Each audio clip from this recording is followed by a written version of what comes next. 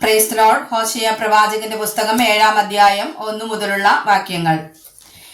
ഞാൻ ഇസ്രായേലിന് ചികിത്സ ചെയ്യുമ്പോൾ എഫ്രയീമിന്റെ അകൃത്യവും ശമര്യയുടെ ദുഷ്ടതയും വെളിപ്പെട്ടു വരുന്നു.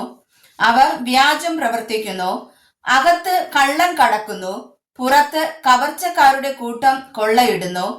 അവരുടെ ദുഷ്ടതയൊക്കെയും ഞാൻ ഓർക്കുന്നു എന്ന് അവർ മനസ്സിൽ വിചാരിക്കുന്നില്ല.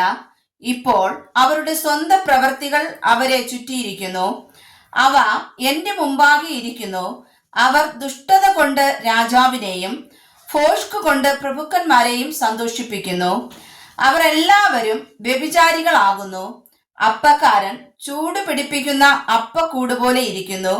മാവ് കുഴച്ചതു മുതൽ അത് പുളിക്കുവോളം തീ എരിക്കാതിരിക്കും. നമ്മുടെ രാജാവിന്റെ ദിവസത്തിൽ പ്രഭുക്കന്മാർക്ക് വീഞ്ഞിന്റെ ഉഷ്ണത്താൽ ദീനം പിടിക്കുന്നു.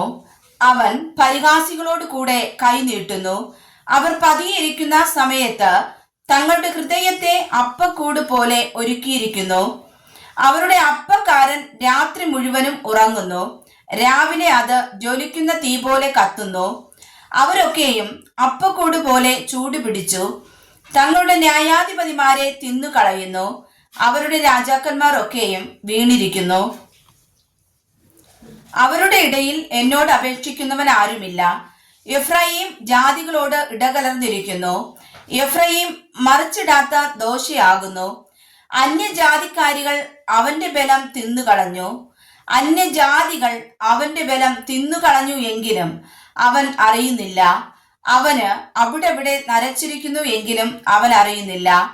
ഇസ്രായേലിന്റെ അഹംഭാവം അവന്റെ മുഖത്ത് സാക്ഷീകരിക്കുന്നു. എന്നാൽ അവർ തങ്ങളുടെ ദൈവമായ യഹോവയുടെ അടുക്കൽ മടങ്ങി വന്നിട്ടില്ല. ഇതിലൊക്കെയും അവനെ അന്വേഷിച്ചിട്ടും ഇല്ല. എഫ്രയീം ബുദ്ധിയില്ലാത്ത പൊട്ടപ്രാവ് പോലെ ആകുന്നു.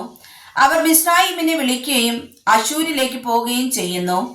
അവർ പോകുമ്പോൾ ഞാൻ എന്റെ വല അവരുടെ മേൽ വീശും. ഞാൻ അവരെ ആകാശത്തിലെ പറവകളെ പോലെ താഴെ വരുത്തും.